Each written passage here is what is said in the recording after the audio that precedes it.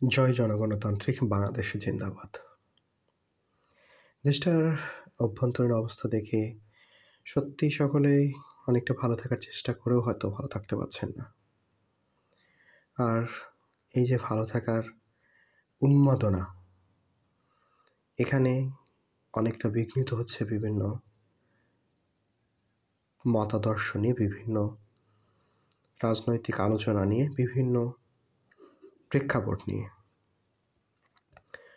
গত 2 দিন আগেই বিদেশি 2 কুকুর, 2 মোড়ল একসাথে বসেছে। আর অমনি আমাদের দেশের বাকি সব কুকুর ঘেউ ঘেউ করা শুরু করেছে। যে যার মতো করে নিজেদের আধিপত্য বিস্তার কেন্দ্রিক যুক্তি উপস্থাপন করার চেষ্টা করছে। যে 2 জন কুকুর একসাথে বসেছিল তারা 2 জনেই এদেশের ভালো চায় কিনা আমার সন্দেহ আছে। বস্তুত তারা আমাদের 2 জনেই শত্রু, আমি মনে করি। আর তাদের বক্তব্য কেন্দ্রিক, তাদের কথা নিয়ে এই দেশে তো শুরু হয়েছে আবার আরেক ধরনের রাজনৈতিক প্রেক্ষাপট। তাদের বক্তব্য একদল নিজের মতো করে বানাতে চাচ্ছে, আরেকদল সেটাকে প্রতিহত করার চেষ্টা করছে এবং এরই সাথে বর্তমান সময়ের যে অন্তর্বর্তী সরকারের উপদেষ্টা, তারাও সেটাকে বিভিন্নভাবে নিজেদের যুক্তি প্রমাণ করার চেষ্টা করছে। আসলে ব্যাপারটা নিয়ে একটু জল ঘোলা হচ্ছে, এটা বড় কথা নয়।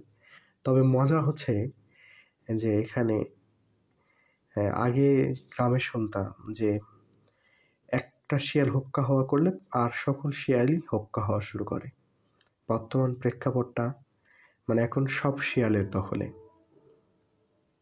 শিয়াল, শকুন, কুকুর মানে এরাই সমাজের সবচাইতে গুরুত্বপূর্ণ প্রাণী। মানুষ নিকৃষ্ট জনপদ।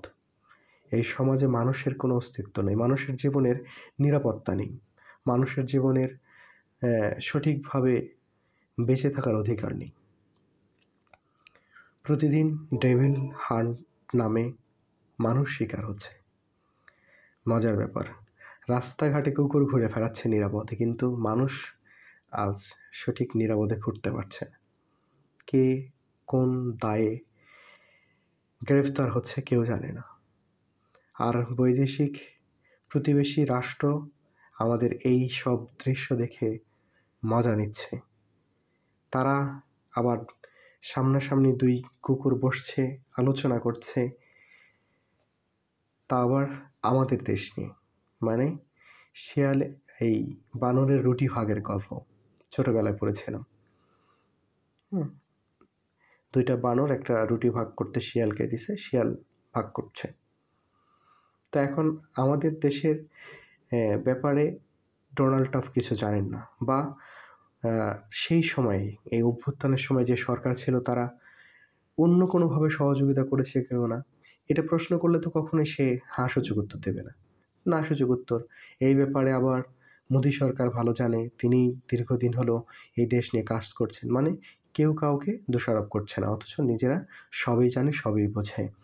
তো এমতো প্রেক্ষাপটে আমাদের দেশের জনগণ সেটা নিয়ে আবার নিজেদের মতো করে মত প্রকাশের চেষ্টা করছে। খুবই ভালো লাগছে। এদেশে মানুষ নিরাপদ নয়, তো সেক্ষেত্রে কুকুরদের চিল্লাচিল্লিটাই বেশি গুরুত্বপূর্ণ। দেখা যাক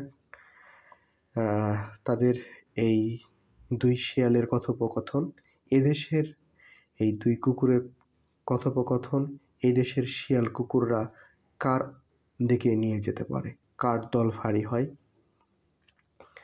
সেটা দেখার জন্যই অধীর আগ্রহে অপেক্ষা করছে এদেশের সুশীল নাগরিক। বাকিটা দেখা যাবে পরবর্তী আরও কোনো ভিডিওতে, আলোচনা করা যাবে। আসলে এই কথাগুলো বলতেও ভয় হয় যে কখন যেন আমার কথার হিতে বিপরীত হয়। যদিও আমি কথাগুলো বলছি একান্তই মনের একটা খোরাক, মানে কথাগুলো ভাবনায় আসে, তো কারোর সাথে শেয়ার বা কারো তো মুখে বলা বর্তমান সময়ে খুবই দুরূহ। আপনি কথাগুলো বলতে গেলে আপনাকে নির্ঘাত জেলে যেতে হবে। তো আশা করছি দেখা যাক, জনগণ তো অনেক কিছু দেখার জন্য অধীর আগ্রহে অপেক্ষা করে থাকে। পরবর্তী আবার কোনো ঘটনা আগামী দিনগুলোতে আসে কিনা সেটাই দেখার অপেক্ষায়। সে পর্যন্ত সকলেই ভালো থাকবেন।